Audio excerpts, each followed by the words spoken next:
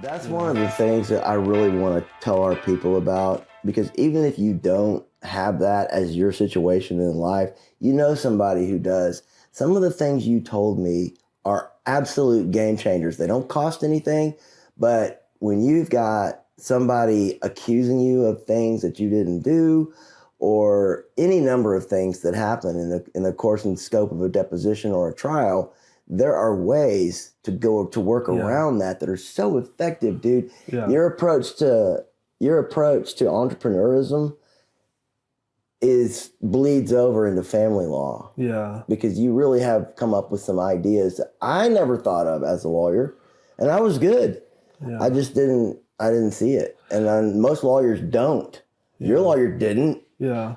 And you did. Yeah, I mean, so much of it is just a game of strategy and of waiting. Like, and it's like we were talking about the bet, right? Well, my ex, she had a bet, that I was going to do this and this and that. And I guess one thing I can just say, we'll get into the details of it more, but it's like, when it comes to dealing with kids of a person of a male who's actually a man, because not all males are men, but if you're going to swing at a man, you better hit them, because if you miss and the person knows what they're doing, and I'm speaking obviously, not physically here, but you leave yourself highly exposed, and that's basically what happened. If she would have just been much more chill, and honestly, she would have been just much more chill and more humble and admitted to her wrongs, I would still have probably the same custody and things like that. But Straight up karma, dude. It's karma, man. Yeah. I mean, not very many dads, don't pay child support, don't have to pay child support, and all these things that where my case is kind of ending up now. And it's just a matter of it's one of those things in business you learn where, like, if you think somebody is bad, or if you think somebody is doing something, at the end of the day you can't force them or you can't make them do that. But if you give them enough rope, they might hang themselves, and that's kind of what happened. You take your kids fishing all the time. I know, because I've seen you in my yard. And giant pond out here. Yeah. Well, and you're calling them before the podcast. And you're always dialed in to your kids, and they adore you. You can feel it. Yeah. But that's a hard thing to do in a divorce. Yeah. So you got to teach people how to navigate that. How do you get separated from your wife, the one they call mom, that they adore, no matter what way you slice it, no matter how many things she's done wrong, they love her. Yeah. And if you say something bad about her, they don't hear anything other than you're saying something bad about them. Yeah. That's how they translate any kind of criticism about your spouse. Yeah. We've talked about this. Yeah. But that's how it goes with family law and with divorce. It's when they do it to you, it has the same effect.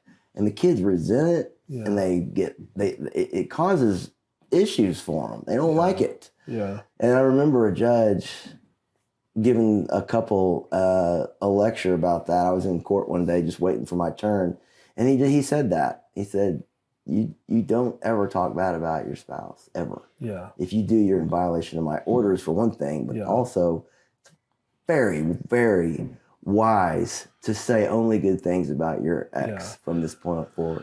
Yeah. And so, with men, if you start doing that, typically talking trash with men leads to other forms of aggression, which can get you in a big trouble. That's one reason as a man, you just don't want to go there. Women can get away with it in a different way, because how they show aggression is just differently than men. So we can talk about that maybe at some point. I can't wait to hear about that, because we've talked about that too. Yeah. So, but I think one of the things that I realized early on was I was accused of things that did not happen, that I did not do. And and once you're accused of something, you realize that it's like, what do you do when someone actually accuses you of something? Like, I've seen it on TV or whatever, but once it happens, it's like, and so one of my best friend pastors, this guy Chris, he just told me, he's like, just answer them once. That's all you can do. If they ask you again, they probably don't believe you. Yeah. But you saying it over is not going to, like, change their mind. Right. And so that was a really good piece of advice, because throughout this whole time, like, I tell them once, and I would honestly say, like, most people, especially the people who know me, they're probably either just neutral, which is probably where I think people should be. It's like, I don't really know, man. I know what you said. I know what she said. You're my bro. Right. You know what I mean? Let's work on what's best for the kids. And, Right. You know what I mean? I think that's normal. But then, you're not going to change people's minds, No. So No, and what you're saying is actually a legal objection when somebody asks you the same question twice, even if it's worded differently. That's objection asked and answered. Judges love that objection. Yeah. Because they've got judicial economy to consider. They want this case closed so they can get on to the next one. Yeah. They hate it when you get wordy. Yeah. They know what happened. They know exactly what happened, usually before you say anything. Yeah. So that was a huge thing. I think another thing that I don't know how I developed this, but like when I started working with Coons Fuller, who's like one of the best attorneys, some of the books say that they're like, magazines say like they're number one in the state for family law. They've done like Deion Sanders, a whole bunch of Cowboys They've got guys. some real rock stars in there. Yeah. That's true. So like talking to Rick Robertson and those kind of guys over there, like one of the things that they told me was like one of the things you can do is try to build a culture. And so I really like developed, I took their idea and went to, I feel like a whole nother level of what they told me was like, develop a culture within my family so that, because kids are attracted to culture. I mean, look at cultural movements and all this stuff. And so this is one of my biggest like manhood secrets was I developed a smiley family culture. There was music we listened to. There was things we did. There was ways we did things. There was sayings we had. We were like our own sports team. We had our own were you in your own logo or not? Yeah. We had clothes that we wore. We had, things that we did, places we went. Shut up. And so I specifically developed that culture because number one, for the kids, this is what kids are attracted to inherently anyways. They're attracted to this family-like culture. Number two, it develops anything consistent through the divorce is going to be beneficial to your kids, whether it's household, same clothes, same food, routine, because they're always wondering, what does mom think? What does dad think? Where's my clothes? Where's my toys? When's my schedule? Who am I with tomorrow? What about this birthday? My friend has a birthday. Who am I with? That? I mean, it's unneeded stress. You can't see that coming. And so that culture kind of like, it kind of like smooths all that out for them, where, man, I feel like I could actually like write a manual on this, like of how I did that was like developed a very unique culture where like they bought into it and they became a part of that. And then it took a lot of my time and my effort to be there, so I had to restructure my personal life. I mean, when you get a divorce, your whole life is about to shift. Yeah. And I feel like one of the things that a lot of men miss is they try to keep everything the same, but then knowing that the foundation, which is their family, is about to completely change. Big mistake. And so, I understand why, but it is a big mistake. Yeah, and also like you want to keep up your persona. For me, I want to keep my persona and my events and who I was and all these things. But I said, no, like if my foundation is changing, all of those things are going to change. Of course, I know like how that's probably going to be perceived by the other side is like, oh, he's not doing his job. He's not doing all this other stuff. But that has nothing to do with what was happening. And so I had to, be willing to commit myself to this culture. Like if I'm going to develop this for my kids, like they're going to know, am I bought into it or not, And so there were movies, there were dances, there were, all these things that we did.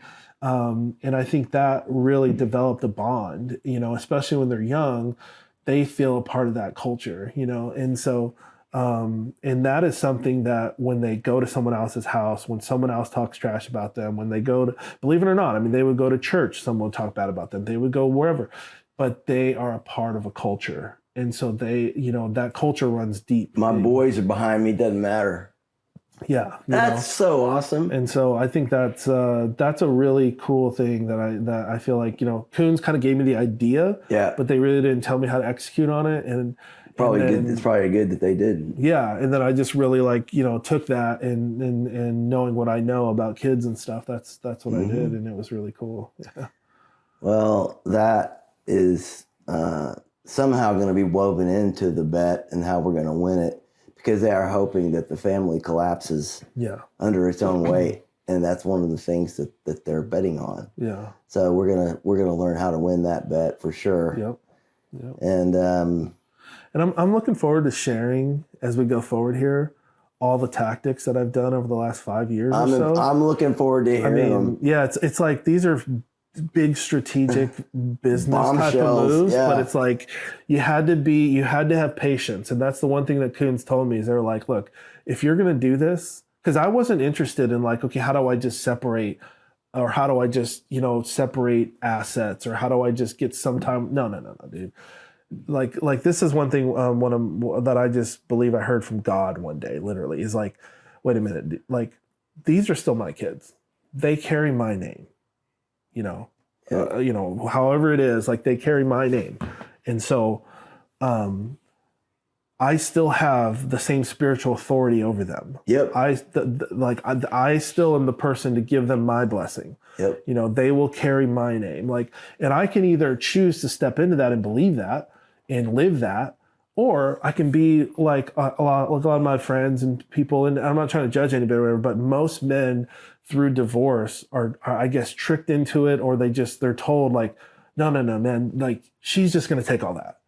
And I was like, screw that. Like, I was like, no, that's not going to happen. So in order to really, if all that was really going to take place, number one, I had to believe that God was going to do it, because I can't go in there and be forceful. I can't go in there and make that happen. That's a huge mistake. Yeah, and so you just have to believe. You have to have a lot of faith. You have to have good people around you. You have to stay out of the weeds and out of the trash talk and all those kind of people.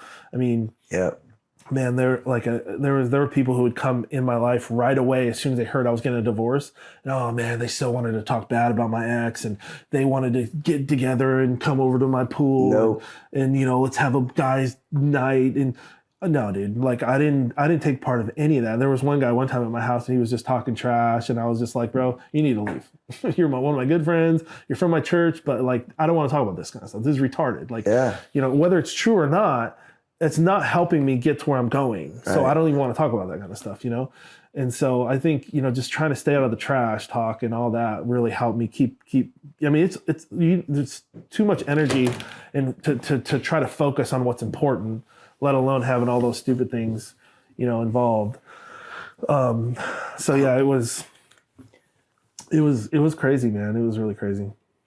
I think there's just a gold mine to be gleaned from what we've both been through with both of our divorces and our situations, and I do think it's going to be a lot of fun. And you had told me a little bit about the culture. You hadn't told me that much, but that's just freaking greatness, man, because the kids completely identify now. It's like they've got a uniform on, and they're all on the same team. Yeah, it just creates pack mentality in a good way. Yeah, and I had to change like all of the things that I did. So like even my hobbies. I mean, the reality is you don't have much time in your day, right? So like if you're going to try to develop this culture, especially with your kids, like you've got to you got to make a lot of adjustments,